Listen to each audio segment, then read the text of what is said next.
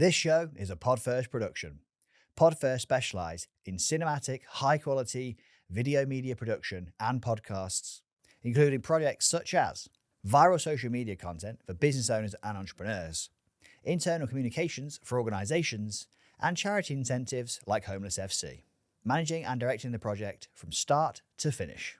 So whether it's pre- and post-production, branding, guest selection and booking, set design, social media strategy, marketing and management, the list continues. Whether you're a business owner or an organisation, PodFirst is here to help you to achieve your objectives and your vision. If any of this sounds like you, then you can visit PodFirst at www.podfirst.com. That's www.podfirst.com. Luke Willmott, welcome to the heart of it. How are you? Okay. Yeah, I'm good, mate. Yeah. We started we did it then. We started the conversation, which we always do. I always say, don't talk to me before I start talking. So we've already started talking about gyms and software and marketing agencies. For people who do not know who you are, who are you? Well, to be honest, I'm a local lad from Nottingham. We've done pretty well. Lad grew up in Bulwell, and at the minute I've got multiple various different heads that I wear, different days, different weeks, different months. But I think, to be honest, bringing it all under one hat, I would probably say I'm a serial entrepreneur. Multiple fingers in multiple pies, busy fool sometimes I say. But yeah, I think just love pushing boundaries, love kind of getting into new industries, new areas, and yeah, just challenging myself every day to be the best version, really. Nice. So Castle Gym, that's you. That's me, yeah. 10 days away from opening the new version of Castle Gym. A lot of people have heard of Castle Gym. I never went to the old one. I'm not from Nottingham, so I'm kind of new to this kind of scene, but people talk about it a lot. You got closed down or got told to move or something? Yeah, it was. So Castle Gym was a household name in the city. Yeah. Oldest hardcore gym in the whole country, going 45, nearly 50 years. Heritage so deep, it's unbelievable. Did you start that or did you? No. So I inherited it basically. I worked for a big sports nutrition brand. Got you.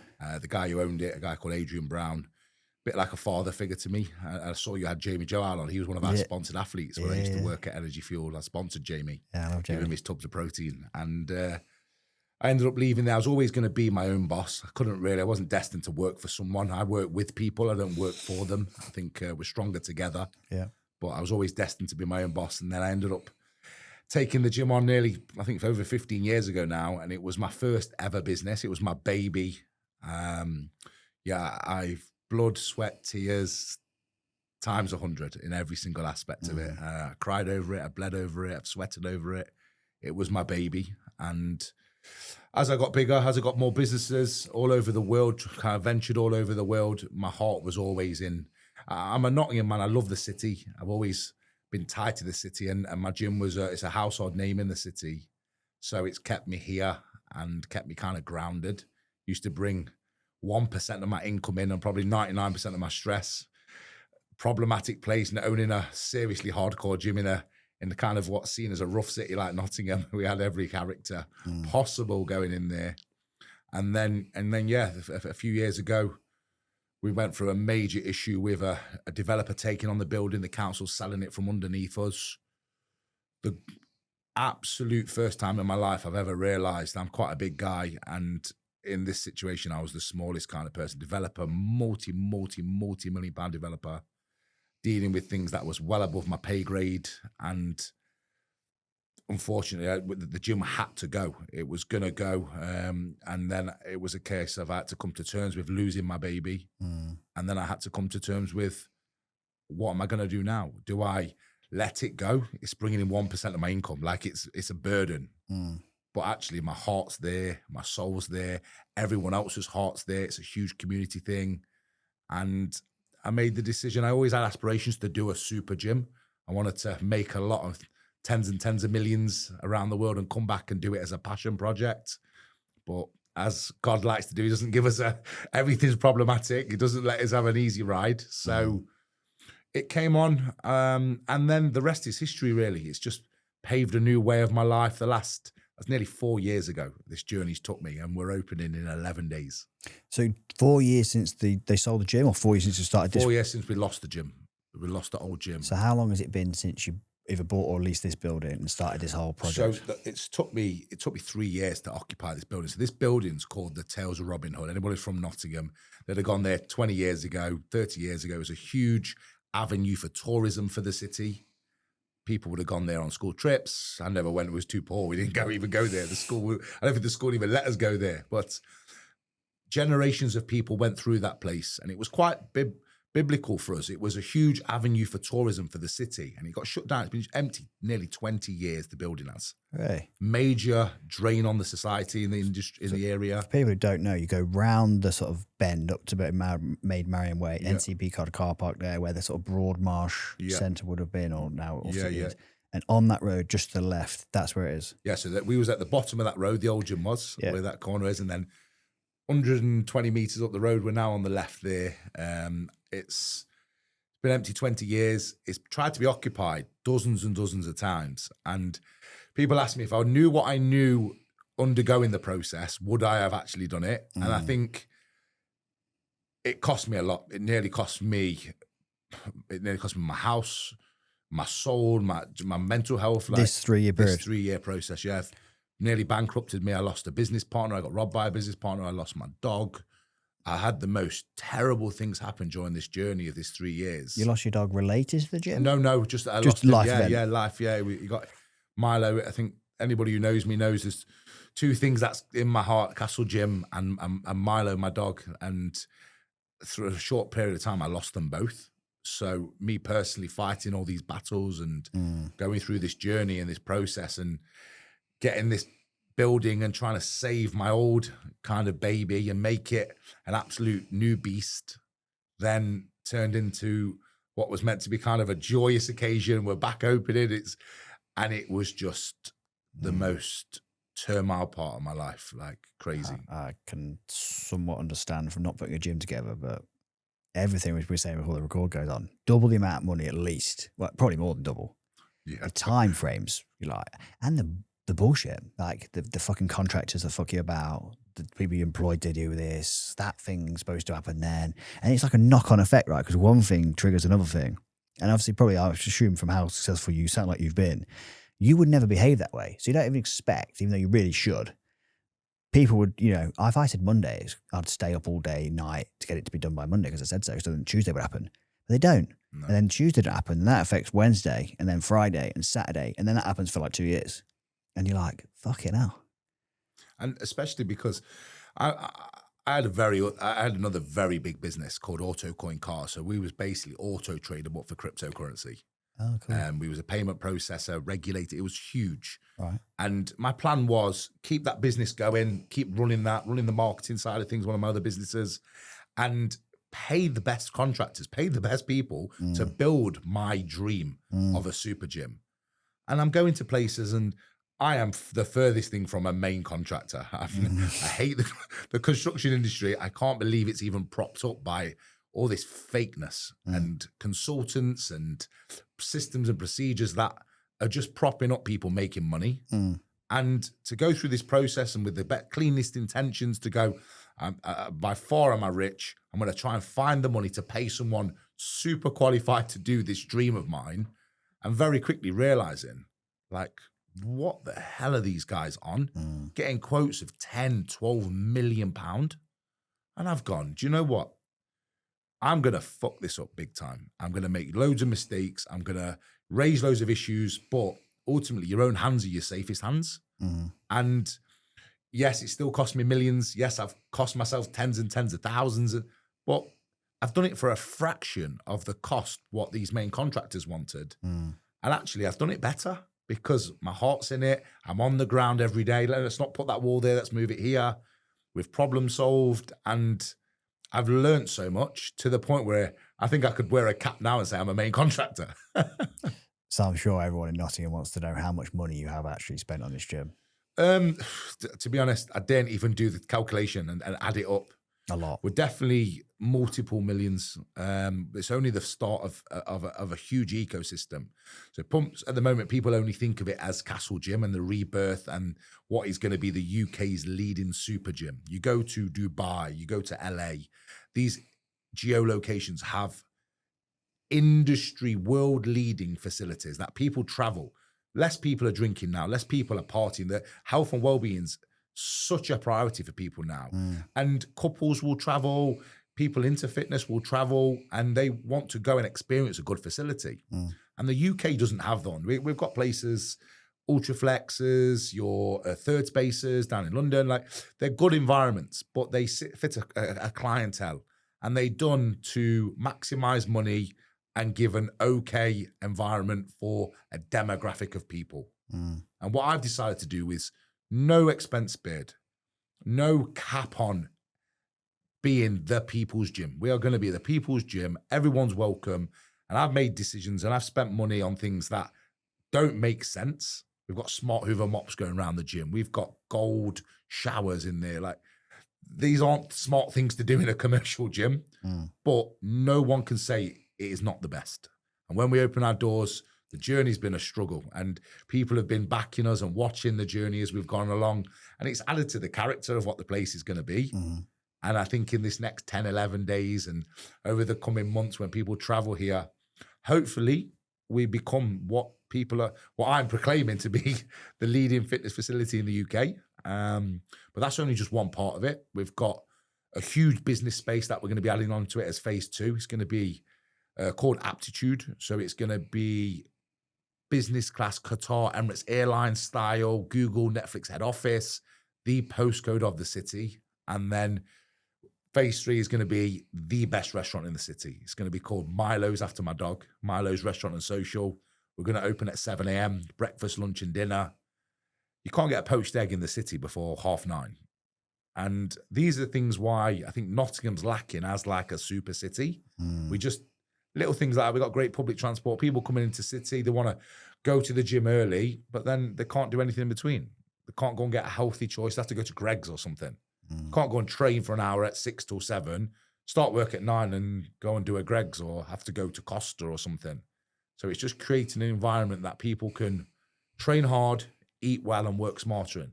And that's hopefully the ecosystem we're going to create and then try and replicate all over the world. Yeah, I mean, I couldn't agree. That's a fantastic idea because it's absolutely lacking. There's a few other people who've got different ideas there, right?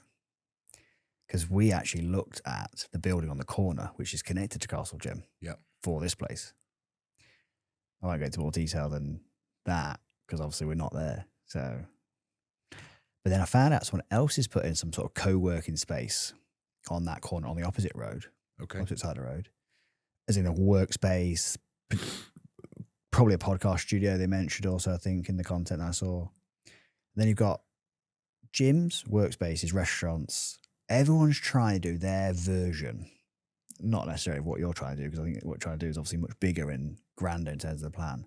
But what's your stance on Nottingham? Obviously, you clearly love the city, but what's your stance on the economic appetite or the clientele that you're going to go after? Like all these kind of, like, you obviously spend a lot of money, and then the gold showers. There's a certain type of clientele. Is there that in Nottingham? Like, obviously, what I don't know Sean personally, but what he's done out with, obviously with the restaurants out in Tom Brown's, obviously really, I spent Christmas Day there. Yeah. Fantastic venue from what I saw, great attention to detail.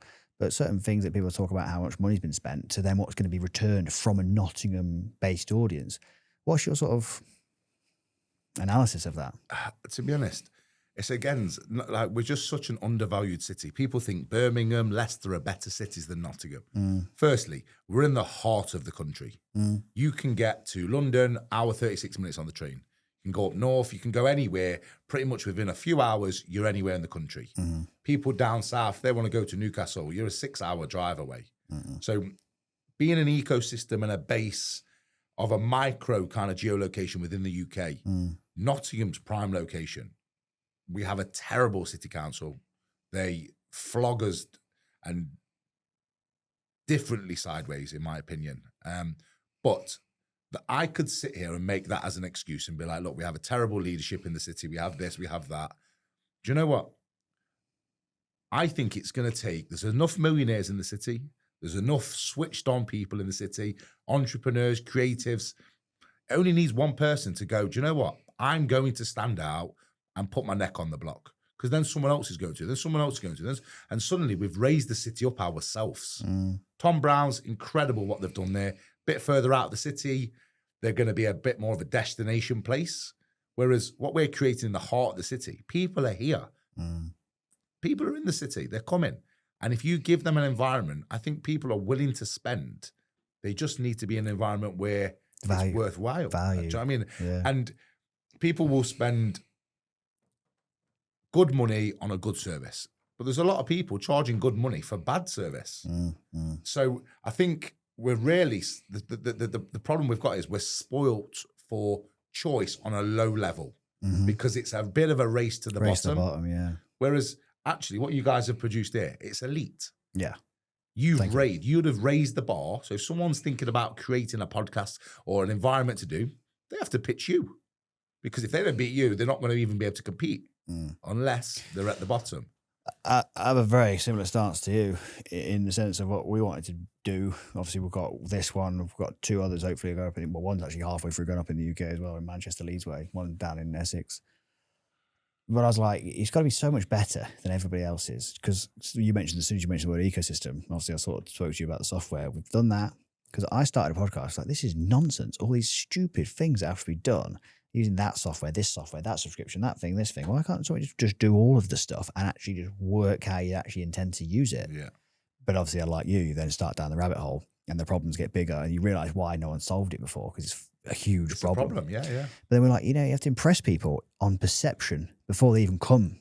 And then once they come, you then have to deliver over what they expected because people have really high expectations now. 100%. And they are you're right, you are quite right. They get let down by the low standard everywhere else, but they still then expect you to hit the 3-pointer every time. So, but I do have an experience. You're right. There's a lot of millionaires and a lot of people with money and a lot of people who are prepared to spend, but there's also the other end of the market who want absolutely everything for nothing. And it's trying to find your way through that noise, isn't it? To try and find the clientele or the people, even just friendships to surround yourself with, because it's so much bullshit out there. With that in mind, how much is the membership to this super gym? Yeah. So firstly, I think that the kind of key to that is not being afraid. I'm not scared. I'm not scared to fail. I fail every day. But do you know how I fail? I'm that high in the clouds with my mistakes. They never get to the ground because by the time the mistake's risen its head, I've solved it before anybody else knows. Because my mistakes are that high in the clouds. They're not on a ground level. So I'm not afraid to make mistakes. I'm not scared to be out the box and set a line and set a precedent. Because ultimately, you can only go one way. But I'm daring to believe. And what we've decided is we've had tons of messages. The old Castle Gym, too cheap anyway. But we're not that facility anymore. We're every single bit of heart, we're every single bit of culture and history with an absolute 5-star, 10 out of 10 revamp and elite environment that people are going to become, what's going to become the new way to people to train and to come into this environment. So that in mind, we had to put the price up. If we kept it cheap, we would then create something that is world leading, but with the wrong kind of culture. So we've put it up. We were charging £65 a month. I think we're going to probably be up near £100. We've started off at £65. Founding members, anybody buys a founding membership, we'll lock their price in for them so they can stay and be part. We had people at the old gym, 25 years deep with Castle Gym. If you want to be a founding membership in the new Castle Gym, you can be 25 years deep as well. We're going to reward that. But we're also not going to be a budget gym. We're not going to be somewhere where we're ramming the place full. The second the environment is too busy, we're putting the price up. We're going to lose some. But actually, if you invest in your health and well-being, you're going to want to be in Castle Gym.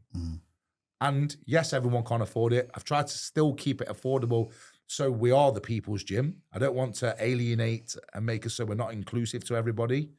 But premium does come at a cost. You can't go to the Ivy, you can't go to all these different places and expect to pay Weatherspoon's prices. And we're putting our foot out there and saying, this is what we are, but come and try us. I will personally give anybody any money back who spend it in my gym if they don't think we're worth it. Okay, no problem. We're not the right place for you. We're not the right fit. Similarly, somebody comes here, there's people doing this in the bedrooms. someone's been doing this with someone in their bedroom for the last 12 months. They're going to come here. It's night and day. Like, we can't be compared to. One's a Lamborghini, one's a Corsa. Yeah. You don't go to Lamborghini. I mean, there's a reason why it cost me £6,000 for 4 tyres for my Lamborghini.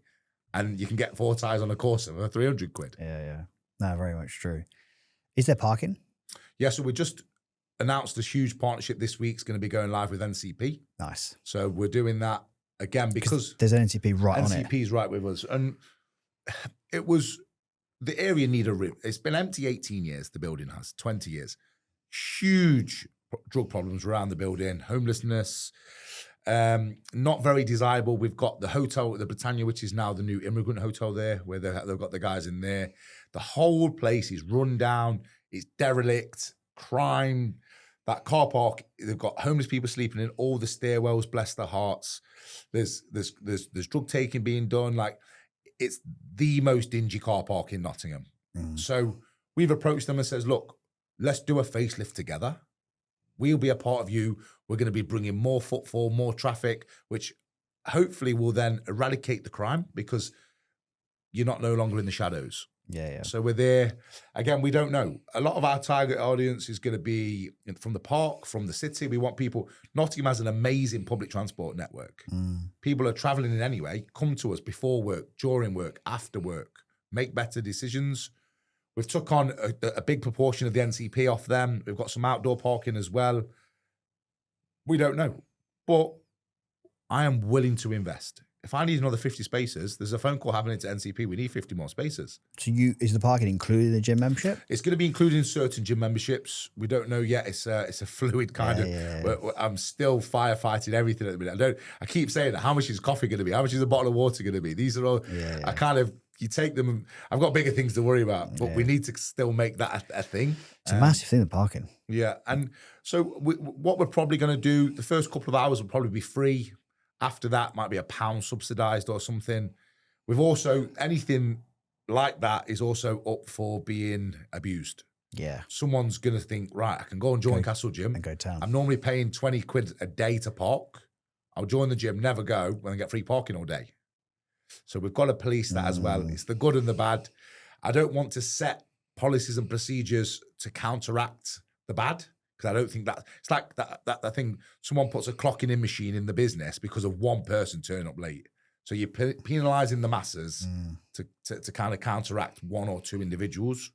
So we're going to do everything with a clean heart and the best intentions, but we genuinely don't know.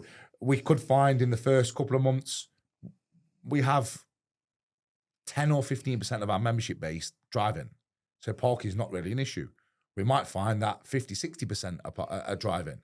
So then we've got to move with it and see. But either way, we've got contingencies in plan. Yeah, no, smart. Yeah, and I think they're happy to have us as well, NCP. I bet they are, yeah. That's a clever, smart move. Yeah, that is a clever, smart move. What, you just mentioned homeless people. What are you guys doing with Homeless FC, the charity football club that Pod First sponsor?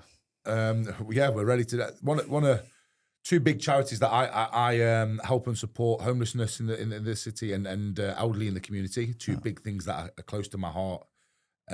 We've raised, I think, a couple of years ago, Milo's birthday.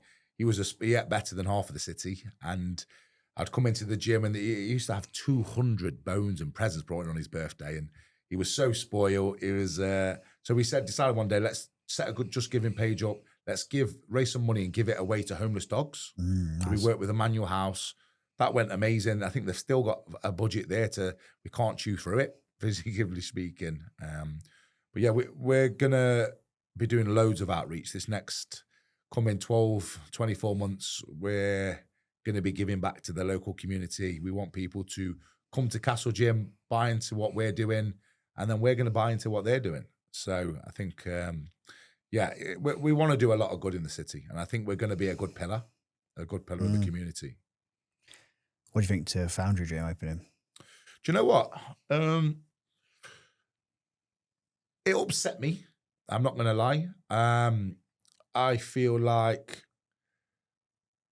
at the time I overthought it. I was emotionally involved very deeply at the time. We was having major issues.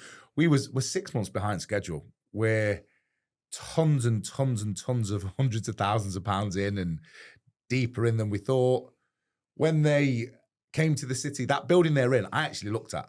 It's a terrible building. So they're already finding out. It's already you only have to see the reviews, what they've gone through. They're not going to have a good life there. The building's going to be freezing in the winter. It's going to be roasting in the summer.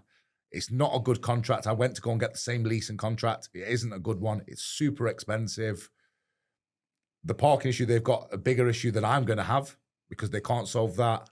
And the most respect to them, they're trying what they do, but they say they're Nottingham's first super gym. They say all these things to try and outshine us. I haven't responded. It's probably the first time I've ever been asked in public about them. And to be honest, you're welcome. I don't worry. Yeah. Again, I've said it once, I say it again. We're a Lamborghini, they're a Corsa. They can be a very good Corsa. Their clientele is budget gyms. They're a 24-hour glorified pure gym in my eyes. For hardcore people, they might create a nice environment, but it's night and day. Like, you've only got to come and see what we've produced to what they have. If anybody wants to come from Foundry and don't like Castle Gym and they sign up for a contract, I'll happily sign them out the contract. I'll happily give them the money back. If their home's Foundry and not Castle Gym, then yeah, I think we're not going to be too upset about it. Yeah, obviously I've had John here. The episode has not gone out yet. Yeah, I didn't know him before he walked in the door, just like I don't know you before you walked in. Before today. Different completely up to what you're doing. I am a member there to train with Celia on a Friday. Yeah. And I like it there. It's a completely different vibe, like what you said there. Good kit. I've seen different issues, but you're probably saying people talk a lot of shit about a lot of people in a lot of ways. I just take people on. I go to train with Celia. Good place. Yeah. It's a very different option to a David Lloyd, obviously West Bridgeford, where I'm actually, a member of. But what you're talking about is very, very different to that. Very different. I've spent more on aircon and ventilation than their whole facility.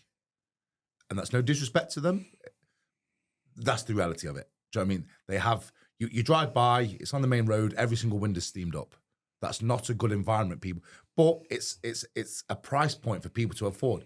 We've been absolutely smoked. Are you crazy trying to charge £65? Like, I had somebody message me the other day, a student. I'm a student, I can't afford it. I'd love to do anything I can, but that's the price. We might end up doing student discounts. We don't know if it's on the roadmap yet. We're open to it, but that's our price. And it sounds like, though, from what you're saying about the sort of Milo's restaurant, maybe a little bit separate, but the business, how I'm hearing it, hub, community, piece, you're trying to attract entrepreneurs and higher level audience, which therefore may not suit the clientele, like lots and lots of students. Even if they can afford £65, you don't necessarily want. No, I think we do. We want to be multicultural. We're going to be like we are with the People's Gym. Right. So we want everybody. You just have to pay for elite. And we want people making an active choice. Do they go and spend £65 on a night out, or do they spend £65 to join Castle Gym?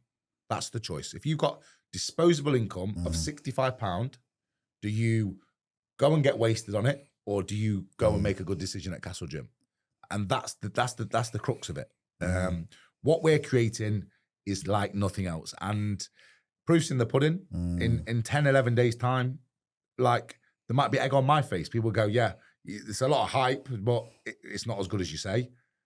If it is, that's what I've got to live with. I'm very confident it's not going to be the case. And all that's going to be is we're going to be inundated. And it's going to be the opposite to a race to the bottom, where the prices are going to be up. We're going to be more towards your David Lloyd prices, definitely over Virgin. It is going to be an elite facility. So what date does it open? 31st. So we've got big weekend. 31st first is our opening weekend. And then on the 2nd of February is the official kind of membership start date for people to come, and that's when people's direct debits will kick in and they'll rock on, and becomes day-to-day life in Castle Gym. So you mentioned the 24 ability of Foundry. Are you not 24 hour? No, we're not going to be 24 hours. Service-led. I see staff as an asset. The culture in Castle Gym is going to be about community. It's going to be about human interaction. They opened on the Monday after they're very successful, I think very busy. Everyone at Manny's Dog went at the weekend, which they're going to. It's new. They didn't have a member of staff in that facility. I think started at 8. They was late, 8:30.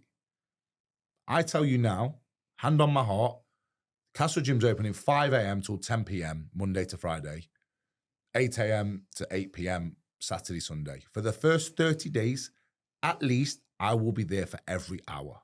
That's the difference. They've created something. They said they put their life into it. But they haven't. I will live and breathe it. I'll be on the ground. It's my baby. We're going to be 24-hour, which we have the capabilities to be 24-hour, but we're going to be manned 24-hour. You don't go to an Emirates Business Lounge and no one be there at 2 o'clock in the morning, do you? No. There's still the same service, 2 o'clock in the morning to 2 p.m. in the afternoon. That's what we're going to be. You're going to be greeted. We're going to know your name. We're going to offer you an elite service every hour of the day. And wherever we go, again, the opening hours, that's fluid as well. If we have an audience to open at 3 in the morning, we'll open. But there'll be manned hours with staff there, multiple staff there, offering a service every single hour. If you want a latte, you'll get a latte at 3 o'clock in the morning. If you want a protein shake, you'll get it there. If you want a t-shirt, we're there. And that's the difference. I can see, obviously, people have said a lot of things about you that I've heard throughout the sort of time I've been in Nottingham. Good, bad, all indifferent. I don't take anything without knowing anyone. I just go, oh, cool, whatever. I'm not that way. But I can see why people would say you've obviously got a lot of backing, a lot of support, but I can also, like you just said there, could have egg on your face because they're massive claims, what you're talking about doing, which obviously if it comes off will be incredible. Mm-hmm. What gives you the level of confidence to execute this? Because obviously I didn't even know you had other businesses, right? Well, I knew you did other stuff, but I don't know what you did until you sort of mentioned just before we went on record. So what kind of got you to, local lad Nottingham, now opening this super gym? What's got you in that professional sort of experience to do this? To be honest, it's tenacity. I've decided, like, never had a dad my whole life. From Borwell, self-proclaimed mayor of Borwell, I say. I love Borwell. It's one of the biggest assets. People try not to say they're from Borwell. I love it. It's part of who I am. Brought up by my mum and my nana, 2 amazing women. I've been lucky enough to have multiple father figures across my life at different points. Some of them are still here every day. Class me as their son. I call them dad. Some of them have been for a part of my life. But I just decided my path is what I want it to be. If I want to be an absolute multi-millionaire, I will be. Just because I'm from Borwell or from a demographic that is meant to be a certain type of person doesn't mean our past paid for us. And I had the gym before. The gym was my baby. It was one of my smallest businesses. People have a lot to say about Luke Willmott. Everyone's got an opinion, but a lot of them know what's actually going on. I had a G-Wagon. How does he own a G-Wagon when he's just got a little hardcore gym? The gym brought 1% of my income in. I just don't talk about the rest. I don't need to talk about the rest. We've got big businesses. I've got businesses overseas. If I'm not posting about it every day, just because I'm not posting about it doesn't mean it's happening, not happening.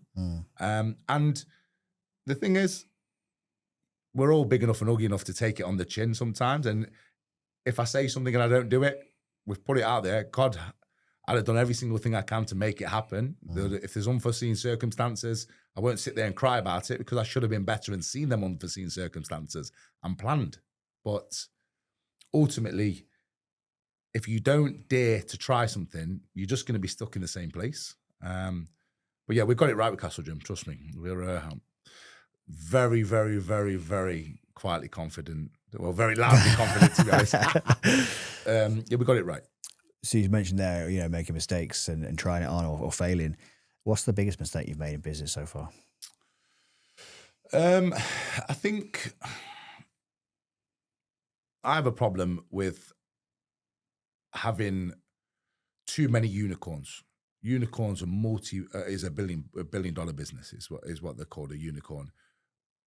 Multiple unicorns are on my table, and actually something needs to be put down. You can't bite off. I think sometimes probably limitations in myself. I try too much and I think I can accomplish too much.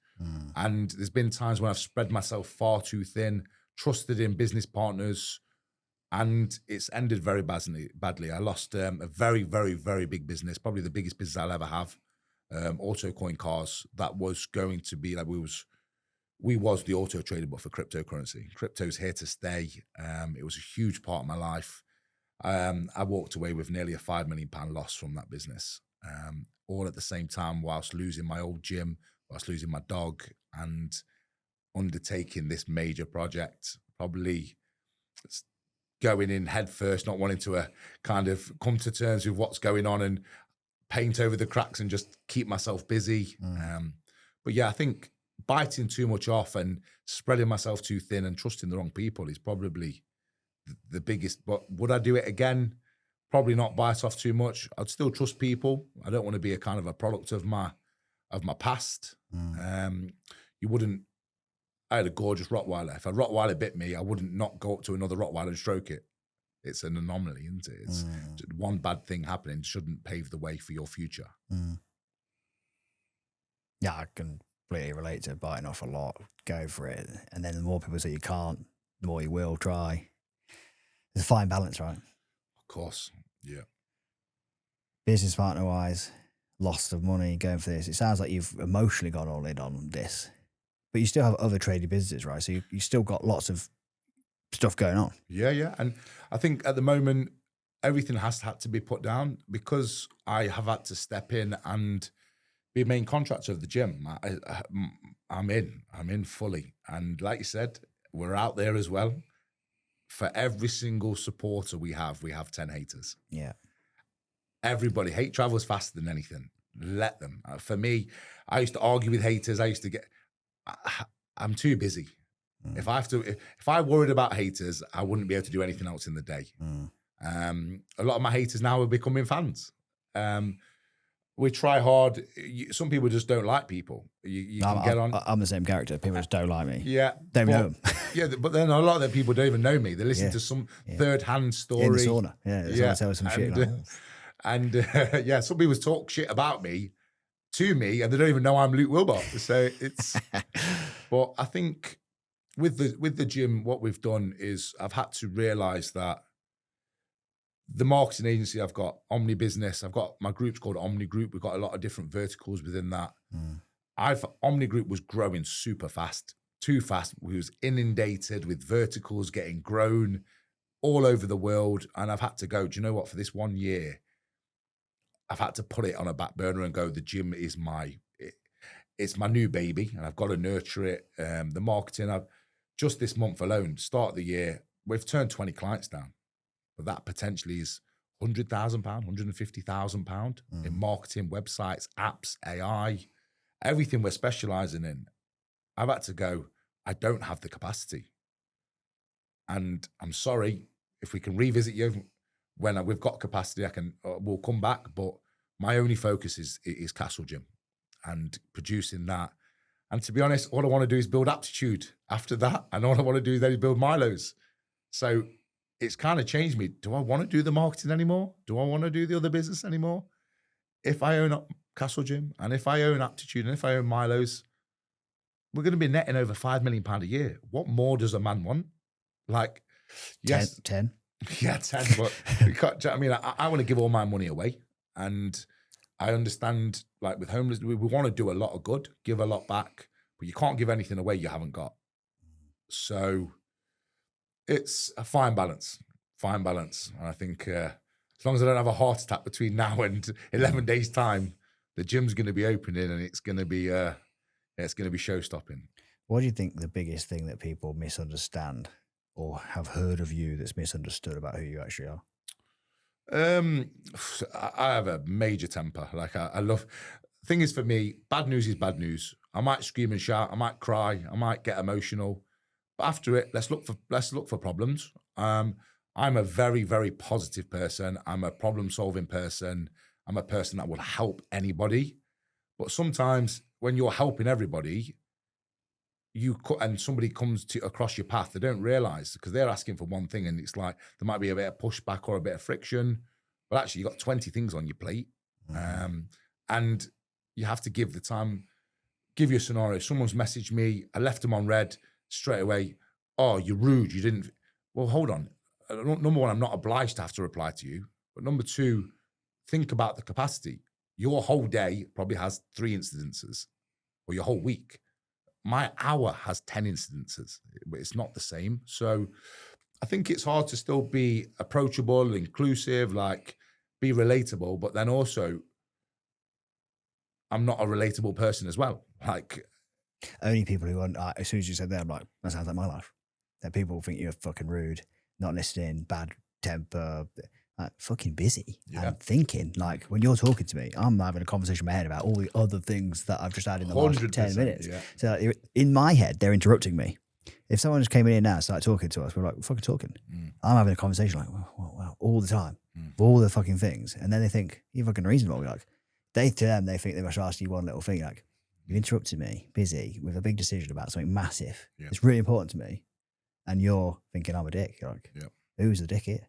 I think the thing is as well, we might have half an hour spare a day, an hour spare. For us to give someone 10 minutes, that's probably 40% of our capacity of that day. It's free. Whereas someone else, they might give you an hour, but actually the capacity is 10 hours. So they're giving us 10% of it. So it's not relative, and not that it should be a competition or it should be kind of judged like that, but understanding. Actually, when you're trying to achieve something, and when you're going through that greatness barrier, which I believe I'm going through currently, and leveling up to a point where you're no longer in that kind of pool, you're now in this pool, you've got to be willing to upset a few people and hope the people that stick around are the people that was always going to stick around. The new people, I've got people in this last year who have done more for me and have more of an impact on my heart. And in the next 10, 20 podcasts I do over the next year, I'll be speaking more highly of than people I've known 20 years. And that's you don't know who anybody is in your life. And I believe what's for you won't pass you. People come into your life for a short time, for a long time, for a reason for you or a reason for them. We don't know. You've just got to kind of have the cleanest heart and embrace it as much as you can. But flipping out, we're all human as well. Like I definitely don't get it right, and I definitely get it wrong all the time. And I'm definitely not big enough to say sorry and say, look, I got that wrong. I've just snapped at you. I've done that, which I think is a measure of a man as well. You mentioned some of those people. Who are those people? Who are the sort of people that you can think about now who's helped you so much? To be honest, with the gym alone, there's a guy called Jack Shakespeare, FHP. This guy, 4 years ago, he sent me a message probably 2 weeks ago. I was super low, super emotional, struggling, mentally struggling. I'm not sleeping. I'm going, and he sent me a message and went, screenshot. That was the first message. 4 years ago, we spoke, and he's the agent for the building that we're now in. And only me and him know. We have a few quiet beers. We're going to have a little joke on when we open, glass of champagne. It was a struggle. And he could have given up. He didn't have to do what he did for me. I would never have got the building. I wouldn't be where I am now. It was painful, and we hated every moment of it, but he was in the trenches with me, and he didn't have to be. And if it wasn't for this man, I wouldn't have the building we're in now, which is all the start of the journey. Without that building, there's no Castle Gym Supergym. That building is only made for me and for Castle Gym, because it couldn't be anything else. It needed multiple occupancy of the same group, different kind of a gym, the business, the restaurant, everything all in. And to be on city centre, to get the deal we got, I partnered with Tesco's. Tesco's is my landlord. They bought into the project. And it was all through. And yeah, Jack, I'm going to owe a huge thanks to. And I promise you, this guy will never pay my gym, ever. His children will never pay my gym. We talk about, for instance, Tom Brown's was done. It was a great development for the city. Personal friends of mine did Tom Brown's, and they're now a huge part of Castle Gym as well, Lanoy Group. Gary, he's a massive catalyst is a name on the list who's going to be, you've done me a solid. The difference is they built Tom Brown's, contractors who helped there, electricians, painters who all pulled it out of the bag. If they tried to get a table in Tom Brown's now, it's like, who are you? Whereas actually, if you've done me a solid and actually on that list, you could ring me at 12 o'clock at night and go, can my daughter train in your gym? I'm going and opening that gym because I owe you. And it's not I owe you once, I've paid you back. It's an unlimited I owe you. Because in my time of need, the people who's come through for me this last year, I'm never going to forget. And I like to talk about grandfather rights. It's something that in younger generations, you know, when somebody goes to a vegetable shop back in the day, and the reason why they get such good deals is because the grandfather used to go there. Then generations have gone. That's lost now. And I want to bring that back and go, actually, you've done me a solid. So actually, my children are going to do your children a solid. And they go, well, why did they get looked after like that? Well, our dads did something for each other, which means we're now buddies for life. And that grandfather rights gets passed along through generations. So I'm looking forward to that as well. I'm going to be, a lot of people have done stuff for me and probably for not a lot of money and a lot of favors, and they've probably cost them money. It's now on me to show them in the next year, couple of years, whatever, however it looks, the ways I can repay them back and thank them and never forget that they did help me when I needed it. You're totally right about that. That culture's gone away. It massively gone away. We've just bought another marketing agency, just about to complete on it in the next 6 weeks. And when I first met the seller, we're actually now partners, but I thought, when you first come across people, you're not sure how to take another character like you, similar to yourself. Yeah. And he's saying the similar things to what you're talking about here, that which I share as well. Just people who know bullshit, honest, integral, saying it how it is, admitting the flaws, accepting the things they are good at. We've just building a nice partnership of how we're communicating, how it's going to be, and how we're going to incorporate, him and his business and the group into the group. But you're right, that's rare. I was saying to him, literally, we're both saying to each other, we're like forming a bromance now. Like, it's rare to find people who will execute, will honor their word, will do the things in the way they said, and actually have that sort of view, vibe, whatever the right word is that you speak about. Where has that gone? I think I call a marriage of conveniences. Like, for us to have a relationship, if it's win-win, it'll be forever. Yeah. Some people, they have a 90-10 relationship. They're ripping someone off. They're suckling from the teat, figuratively speaking. It's on borrowed time. It's going to, do you know what I mean? It's not going to last forever. If it's 60-40, it's going to last a bit longer, but ultimately, someone's going to be a bit disgruntled. Whereas if you've got a clean, pure relationship, marriage of community, quid pro quo, you're profiting, I'm profiting, doesn't always have to be monetary-wise as well. Someone could have it could be a favor, like who knows? They're the purest relationships, and they're the ones that last. My business partner that we split up with at Auto Coin Cars,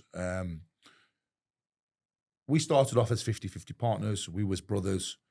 I've never been 50-50 with anybody. I'm the first one up. I'm the last one to sleep. I'm the hardest working in the room. I'll outwork everybody. Say what you want about me. No one's working harder than me. Promise you, I will outwork anybody, and I'll do anything what it takes to achieve my goals. And when you're in a 50-50 partnership and the other person hasn't got that desire, it leaves a lot to kind of be left in the room. And that elephant in the room keeps growing and keeps growing. And unless it's communicated and done well. And that's ultimately where cancers grow within relationships. Couples who are in like a romantic relationships, business partners, friends, it's always that cancer that's growing, that unsaid stuff that grows. Unsaid stuff. But isn't that just not honest? And I mean, wait, honesty is a different, right? Because honesty, lying by omission, still, it's transparency versus probably honesty. They just avoid that little thing. Like, you knew you were probably working at what you would have known you were outworking him. Because I'm the same. I would not found with too many people who can go like I can go. And obviously, when it's not their business, you have to have that part where you're like, it's not your thing. I appreciate it's my thing, so of course I'm going to do that. Yeah. But if you're 50-50 partners with someone, you're like, you're best to be doing it like I'm doing it. Or have the conversation about what value they bring, which is not maybe working every hour of the day. Maybe they can make that phone call for you, or maybe they can open the door that you can't do. Different roles. Do you know what I mean? If you're, we're not all the same, which is good. If me and you're in a partnership and we're doing something, if we did the same, then we don't need each other unless there's loads of work to get through. Yeah. But ultimately, like you see partnerships, one would be like the operations, one would be the finance or the paper side. They work well. So you have to find that. But then when you leave someone to go, right, well, that's your 10 jobs, there's my 10 jobs. Suddenly I've done all my 10 jobs. You've only done 3, I end up doing 7 of yours as well. Yeah. But the 7 of yours I'm doing are not really my bag. It's more your bag. But I can turn my hand to anything, or have to turn my hand to anything. It leaves a sour taste in your mouth. And I think that's ultimately where things break down. I don't think there's ever a war in the history of wars where when people are still communicating, a war happens. Yeah, I think people aren't really looking for solutions. Like you said about losing your temper or getting a bit, annoyed with things, obviously, absolutely same. But I'm also then like, right, what's the way forward? Because we've still got to solve the fucking problem. We can piss and moan and be crying or shouting or screaming, but still got to solve the problem. So let's get back to the table to be like, well, where's the resolution? And you often find, I use this as an example of like in a hotel. If I refund you and I pay for your ticket, you know, your flight home, and there's still cross, like, but I've solved everything you said. You get a refund. I'm going to compensate you. You're going to have the next travel for free. And if you're still angry at the person behind the table, you're not really complaining because they've just resolved everything that you said is the issue. They're just actually just having a go at you for having a go at you's sake because they're not looking for a resolution. You mentioned there about partnerships and what you bring to a table versus another person can bring to the table. What is it that you bring? Is it finance? Is it operations? Is it marketing? Is it the face? Is it the brand? What is it that you think you bring to a partnership? I think I have the ability. I'm the kind of leader where I'll do everything. I'm willing to do everything. I'll clean the toilets. I will do the finances. I will muck in. I'll order. I'll raise money. I'll do everything I need to do. And we all have our best strengths. But if you've got the attitude and the ability to, through hook or crook, do anything, it becomes where, in my head, I've accepted I'm willing to do 100 to solve this issue. We have an issue together. It's an issue regardless if we do it 50-50 or I do 100. The only way it's going to get solved is if we solve it. Mm-hmm. So in my head, I'll do 100. But if you can add 20, it's a benefit. I have to do 80. Mm-hmm. If it can be 50-50, heaven. That's amazing. Mm-hmm. But ultimately, the problem needs solving. We've got to just solve it. So it doesn't really matter who does what. Mm-hmm. Because like you said, we can sit and cry about it. Oh, well, this isn't going to get done. But then we're both in shit streak. Mm. And then I think it's about communicating afterwards. I'm an amazing communicator. I think problems need solving. If I can't solve a problem, I think I'm one phone call from anybody who can solve a problem. Somebody rings me up, I need some fuel in my car. I've put the wrong fuel in. I've got a number. I need scaffolding. I've got a number. I need this. And I think the more we grow, the more we meet people, we're forming bridges between each other. Mm. And I've got so many bridges that they've crossed over the bridge to me. I've helped them out. I've done them a favor. Might have charged them, might not have charged them. But now I have a bridge to go back. I might never, ever need that bridge. But then you might be someone, oh, you couldn't get me a coffee cup with my name on it. Oh, I know someone for that. I'll make a phone call. And if you've got the remit to have a phone book and a network like that, I think that's one of my biggest assets. My network is just very vast. They say your network is your net worth. So the next 11 days is probably, the antithesis of the last 4 years. Yeah. You said there about struggling and not being able to sleep and those things. I definitely can relate to it's a lot in it. Yeah. How do you explain to someone who's not an entrepreneur, who's taken a massive, massive risk and gone all in on something? How do you explain to somebody like what it feels like to be in the situation you're in, or you were in a few weeks ago, just wondering like whatever you're wondering, but I'm sure it wasn't good. Do you know what? I'm definitely not someone you can feel sorry for. If you're a serial entrepreneur, if we have to sit there and cry about it, and are we really the people we are? Yes, it's not nice. Yes, we struggle as much as anybody mental health wise. We struggle with issues, personal issues. We have the same issues: diet, life, relationships, family. They're all there. When you're an entrepreneur, serial entrepreneur, we just deal with them better. And we learn that actually I can sit here and feel sorry for myself. But if I do that, I'm just harming myself. I'm harming the people around me, the people relying on me. And if I start talking to it, and you'll go around and you'll start speaking to people and say, oh, this and that. But if they can't relate to it, they don't understand. My phone rings at 3 o'clock in the morning and my alarm's going off for the business, whatever. I'm getting out of bed and I'm driving there. If you're an employee, you ain't doing that. Mm. If one of your staff don't come in and you've got something that you've said, I'm going to deliver for you, you got to do it. You could, whether you've got the FA Cup final that you're going to watch or anything. Mm. Sorry, mate, it's not happening. My responsibility and my obligation is first and foremost. If I've got a luxury, I've got a holiday, I've gone away on holiday, I had to cancel it and come back. I've done this. That's the true sacrifice of an entrepreneur. And if you're not willing to make one, I don't think you're truly a fully fledged entrepreneur, because sacrifices come at a personal loss greater than anything. Yeah, but so are the rewards. Exactly. So you can't cry. Do you know what I mean? I've got £200,000 cash paid yellow Lamborghini that I drive around in. I need to sell it in the next couple of days because that's the last bit of money that's going to finish the gym. I've got a real nice house out in just on the outskirts of Nottingham. I did very well during COVID. I hit it well. I did it. I put it into my nice house. These are all perks. Struggle's still there. Bigger successes, bigger bills. Something you wouldn't even want the overheads I've got. They're disgusting. They're horrible. I only imagine. I feel sick for you. Again, you can't feel sorry for me either. I do feel a little bit sorry for you. Yeah. I'm thinking about the bill. I'm like, do you know, sometimes I fantasize. Like I love it. I'm a coffee snob. I love coffee. I go to Costa drive-through and fantasize about getting an 8-hour, 0-hour contract and just say, can I work 8 hours a month in this window and just have no responsibility just for the day? It's a blissful life. You sometimes think, they say naivety is bliss or whatever it is, ignorance is bliss. You just wonder, but you just know for like 4 minutes in, you'd be like, well, if I made this coffee solution though, we had the drive-through bed. I mean, obviously Costa got it pretty good, but like you'd straight away be like, we could also upsell them this. We could also do this. That's exactly. I'd started the window and then suddenly I'd be running the place. You'd have 4 of them. You'd have done a roll-up and you'd be only Lidl over there in the car park. You'd be like, oh, fucking hell, I've done it again. Yeah. So the gym really is fucking all in. We're in. Just driving here now, I must have had 15 issues today. I nearly, like, for me, if I give my word to something, I'm going to follow through. I very nearly cancelled coming here. We've just had 6 Arctics of kit that's coming from Germany. The most Rolls Royce Lamborghini. Like, when you see it, you're gonna give your head a nod and go, I've got an erection hearing about it. Gym 80, we've partnered with Gym 80. They're the king of machines.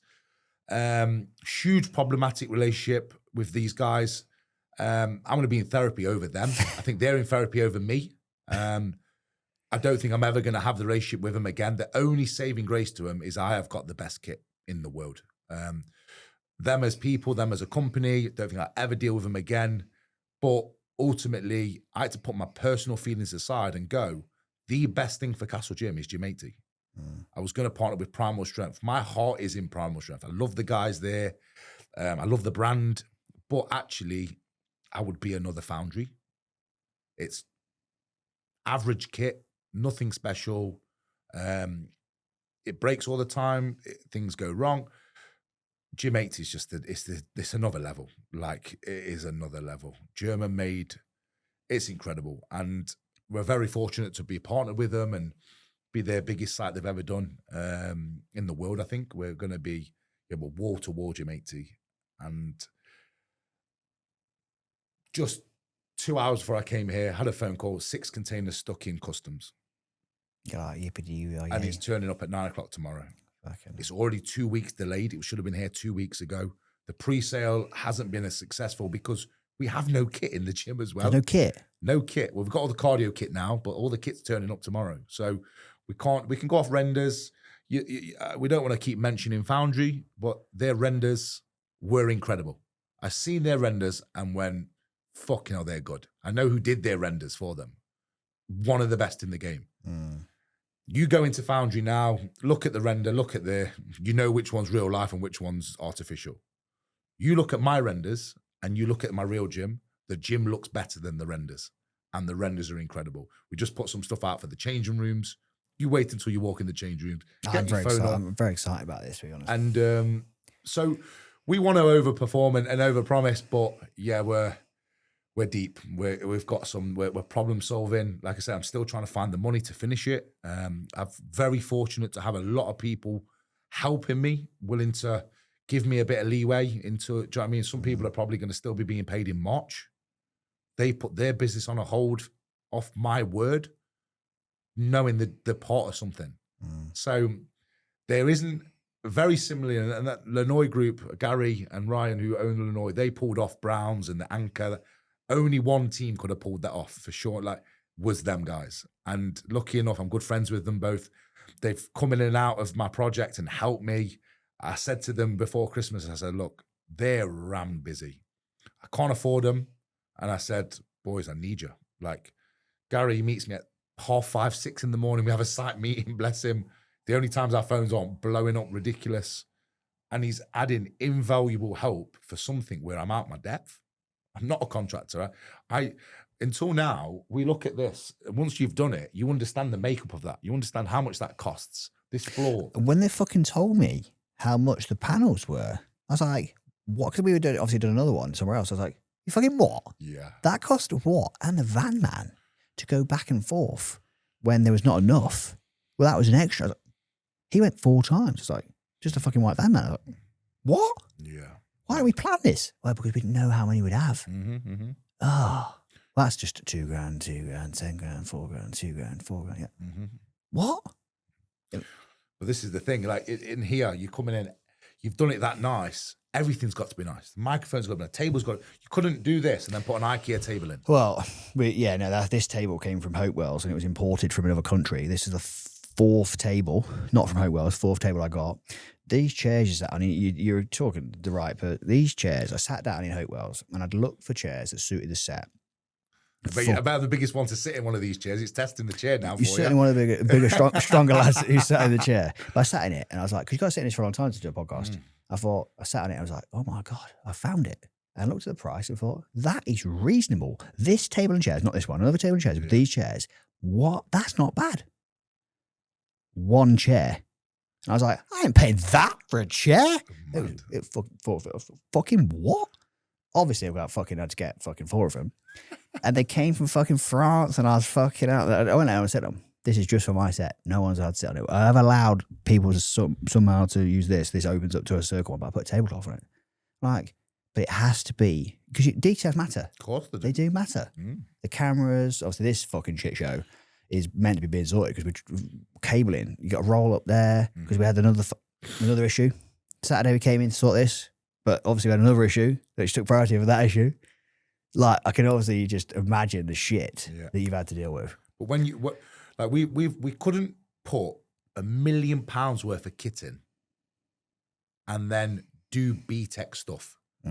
Every bin going into the place, the shower gels, the coffee machine, the blenders, the fridges, the flooring, the sound, like everything, the light, like everything's elite. Everything's a touch point. But I've now made a rod for my own back because when you are thinking about just banging a bin in, you can't just bang a bin in. No. You can't just put a chair in. You can't just do this.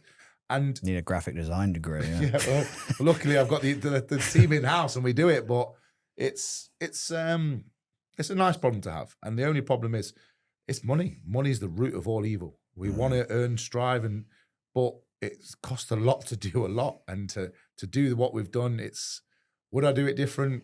Definitely would do a million things different, but the end outcome would be the same. And we haven't sacrificed. And every time I've gone, I can't afford it, I've had to go, well, let's value engineer it.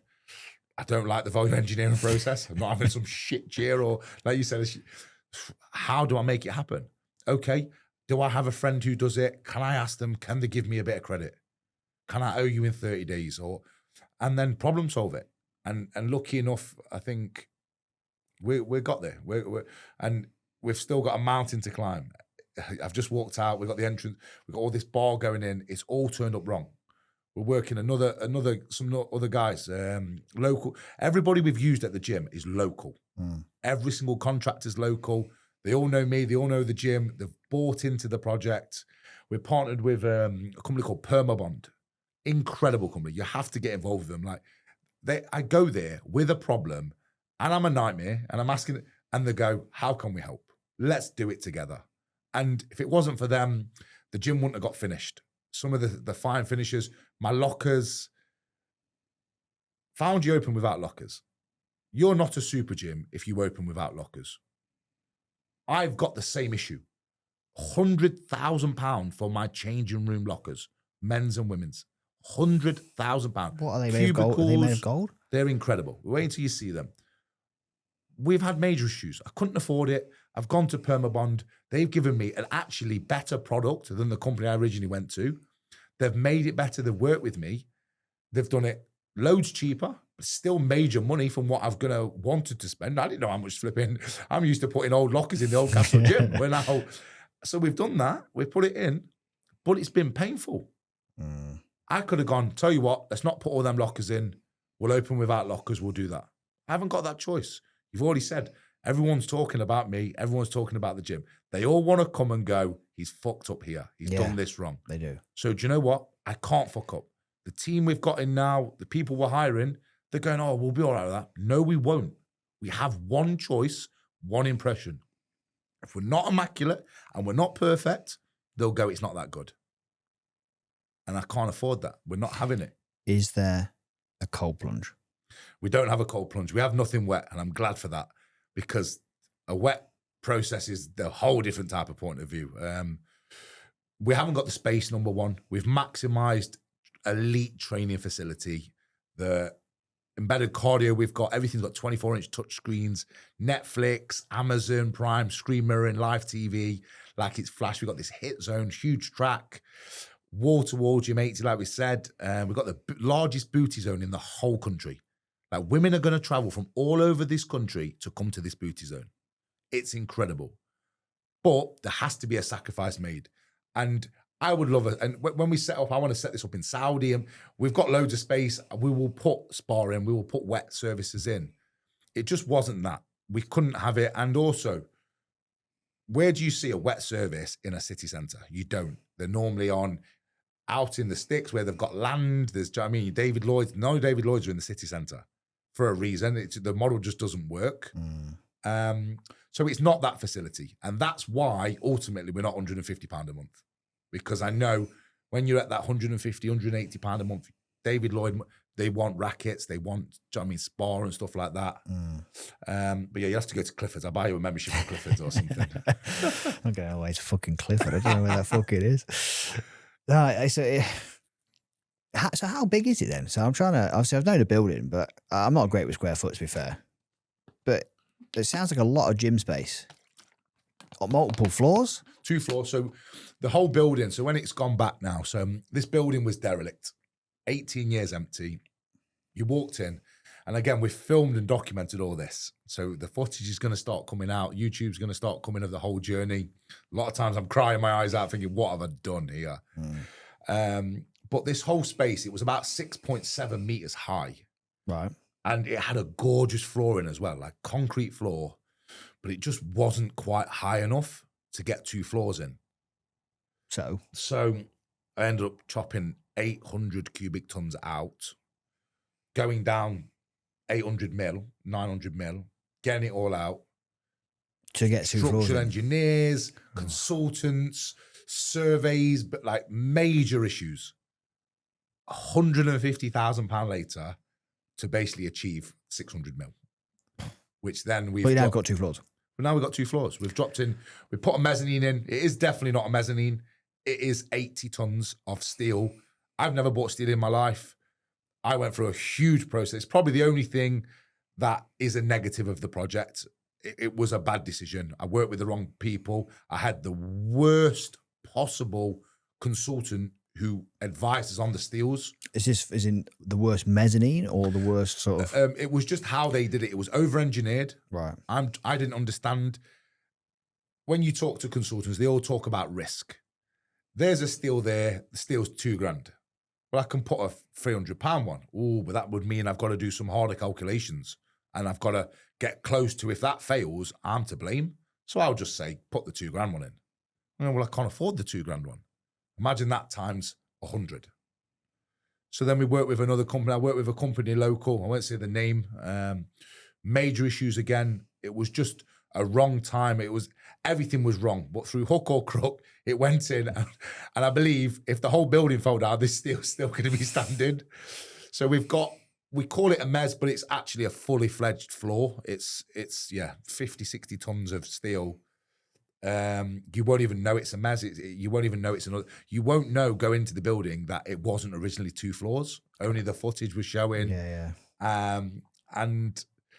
So 2-story, ground floor is just wall to wall, gym 80, absolutely custom beyond belief. The best kit in the world, handpicked, built around. We haven't just plopped that next to that. Everything's thought about how people train, how they operate around, whose else is going to be in there, the environment you're there, who's going to be lifting there and who's going to be lifting there.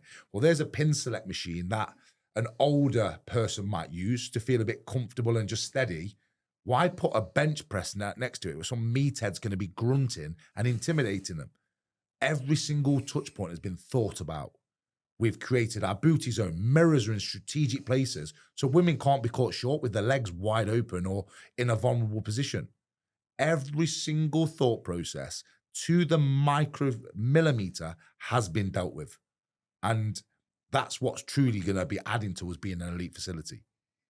Is Gym 80 in the UK other places? Pardon? Is Gym 80 in the UK? Yeah. I don't think they've ever done like a site the size of us. Like we're wall to wall, hundreds of pieces. Like, yeah, they've gone in deep with us. Well, I've gone in deep with them, to be honest. I think we've both got gritted teeth about the relationship. They're in third space. They've got a good gym called Absolute down south, good gym. I think normally they put like they're ridiculously money. Like the money, they're German.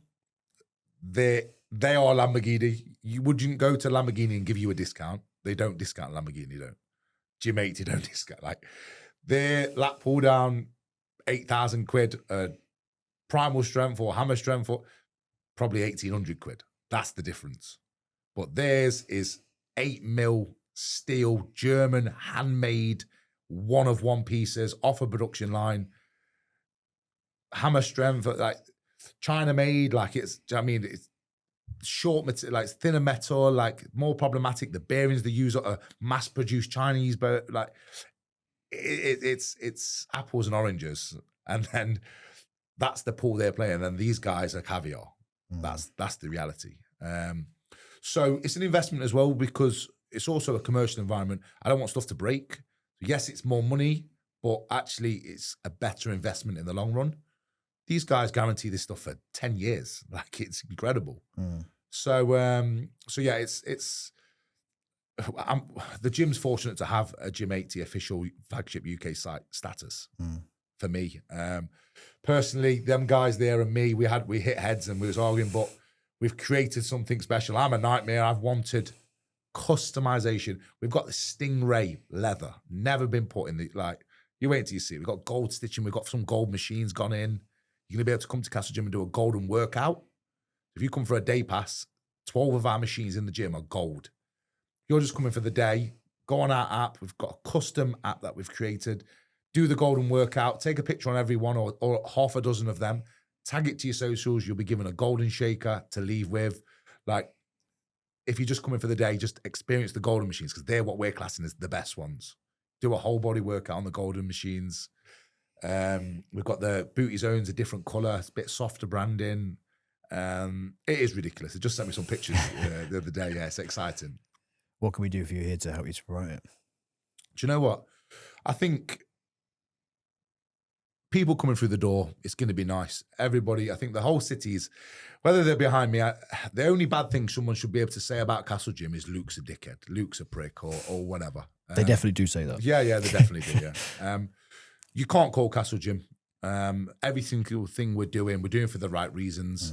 The team we're creating is going to be an amazing team. People are going to be very fortunate to have it in the city. We had Dorian Yates over. He did a video with me. Yeah, so. And he says, people are Nottingham, you're going to be very fortunate. And they are, to have it on their doorstep. People are going to have to travel from Leeds or from down south to come to Nottingham to come to Castle Gym. Anybody in the city, it's on their doorstep. If you get part of and join up now and be part of a founding membership, you will have founding member status. You will never lose that whilst you still continue to stay in the gym. You're going to get specialist perks and you're going to be part of something it's brand new. Is the car park high enough to get the V-Class with the Starlink in it? And that's where we thought about you as well, because we've actually got outdoor parking as well. So there's Steve will be happy. Yeah. The Starlink might not be on the top of it. Someone might steal it from the city centre. It might be gone. But yeah, a big demographic. People want to come before work. Builders, do you know what I mean? Come get the vans in after work. It matters. So we've had to think about it. I'm getting to that point where I'm getting asked questions over it. Oh yeah, I thought about that.